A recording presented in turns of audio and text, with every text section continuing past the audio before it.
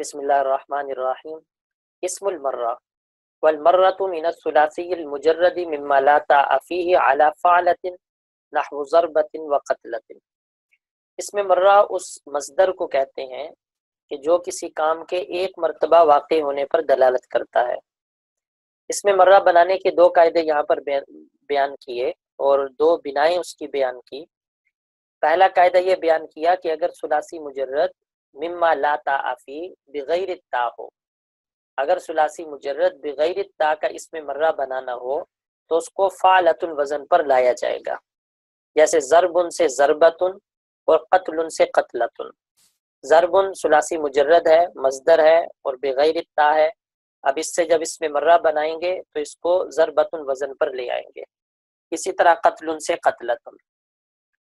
وما عداہ علی المصدر المستعمل، اور اس کے علاوہ جس کسی سے بھی اس میں مرہ بنانا ہوگا اس کو اسی باب کے مصدر پر لے آئیں گے۔ مصدر المستعمل کا مطلب ہے اسی باب کے مصدر پر لے آئیں گے تو اس سے اس میں مرہ بن جائے گا۔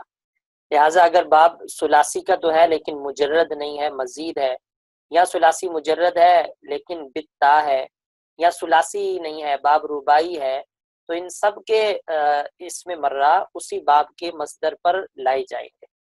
جیسے اناخۃ فَإِن لَمْ تَكُنْ تَاءٌ زِدتَّهَا، فرماتے ہیں اب اگر اس باب میں تا نہ پائی جائے، اس کے مصدر میں تا نہ پائی جائے تو زِدتَّهَا، تا کا اضافہ کر دو تو اس میں مرہ بن جائے گا۔ وَأَتَيْتُهُ إِتْيَانَةً وَلَقِيتُهُ لِقَاءً شَاذٌ۔ أَتَيْتُهُ إِتْيَانَةً یہ عبارت جواب بھی بنائی جا سکتی ہے سوال کا۔ سوال یہ ہے کہ ہم آپ کو دکھائیں گے کہ باب ثلاثی مجرد کا ہوگا، بغیر التاء ہوگا، لیکن اس کا اسم مرہ فعلۃ الوزن پر نہیں ہوگا، جیسے اتیتہ سے اتیانۃ اور لقیتہ سے لقاءۃ۔ تو اس کا جواب دے رہے ہیں کہ شاذ، یہ دونوں کلمات شاذ ہیں۔ اسماء الزمان والمکان، اسم زمان اور اسم مکان ان اسماء کو کہتے ہیں جو کسی فعل کے اسم زمان اس اسم کو کہتے ہیں جو کسی فعل کے کسی زمانے میں واقع ہونے پر دلالت کرے، اور اس میں مکان اس اسم کو کہتے ہیں جو کسی فعل کے کسی جگہ میں واقع ہونے پر دلالت کرے۔ یہاں سے اسماء زمان اور مکان کے 3 قواعد بیان کیے اور 3 فوائد بیان کیے۔ 3 قاعدوں میں سے پہلا قاعدہ یہ ہے کہ اگر کسی باب کا مضارع مفتوح العین ہو یعنی یفعل ہو، یا مضموم العین ہو یعنی یفعل ہو، یا باب ناقص کا ہو تو ان کا اسم زمان و مکان علی مفعل وزن پر آتا ہے۔ جیسے مشرب، اس کا مضارع مفتوح العین ہے، مقتل اس کا مضارع مضموم العین ہے یعنی قتل یقتل باب ہے، اور مرمن یہ اسم منقوص ہے، باب ناقص کا ہے۔ تو ان سب کا جو اسم زمان ہے وہ مفعل وزن پر لایا گیا ہے۔ وَمِن مَكْسُورِهَا وَالْمِثَالِ عَلَى مِفْعَالٍ، یہ اب دوسرا قاعدہ ہے کہ اگر باب فعل یفعل ہو یعنی مضارع مکسور العین ہو، یا باب مثال کا ہو تو اس کا اسم زمان و مکان مفعل وزن پر آئے گا۔ جیسے مضرب کہ اس کا مضارع یضربو کے وزن پر آتا ہے، یضربو آتا ہے، اور جیسے موعد کہ وعد یعیدو یہ مثال کا باب ہے۔ یہ 2 قاعدے ہو گئے، اور تیسرا قاعدہ آخر میں بیان کیا وما عداہ فعلی لفظ المفعول۔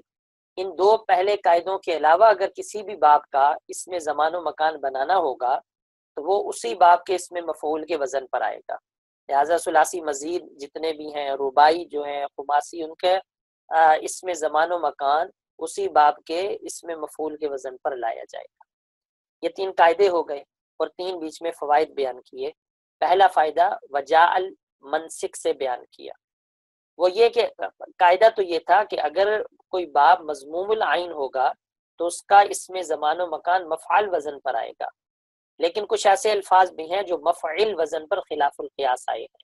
تو کہتے ہیں کہ جاء یعنی آئے ہیں یہ الفاظ منسک، مجزر، منبت، مطلع، مشرق، مغرب، مفرق، یہ فعل یفعل باب ہے، لیکن اس کے باوجود ان کا اسم زمان و مکان کلام عرب میں مفعل وزن پر آیا ہے۔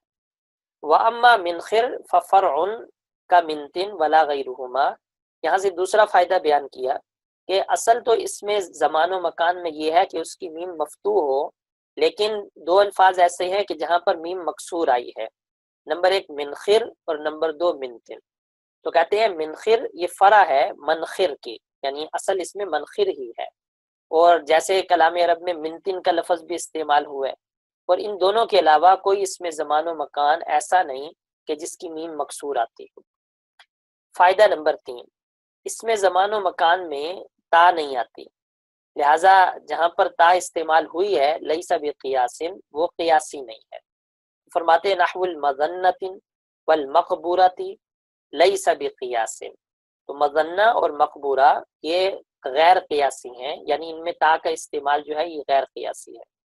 مقبورہ کے ساتھ کیا دیا؟ فتحا و ضما، یعنی مقبرہ بھی لفظ استعمال ہوا ہے، مقبورہ بھی ہوا ہے، تو مقبرہ اور مقبورہ دونوں کے اندر جو تا ہے وہ قیاسی نہیں.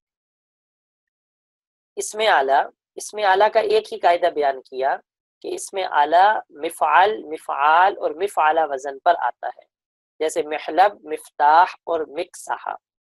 اور فرماتے ہیں اس کے علاوہ جو الفاظ اس میں اعلیٰ کے اس وزن پر نہیں آئے، یعنی ان تین اوزان پر، وہ سب لیس بقیاس، وہ غیر قیاسی ہیں، جیسے مسعد، منخل، مدق، مدہن، مکحلہ، محروزہ. فرماتے ہیں لیس بقیاس کہ یہ الفاظ غیر قیاسی ہیں.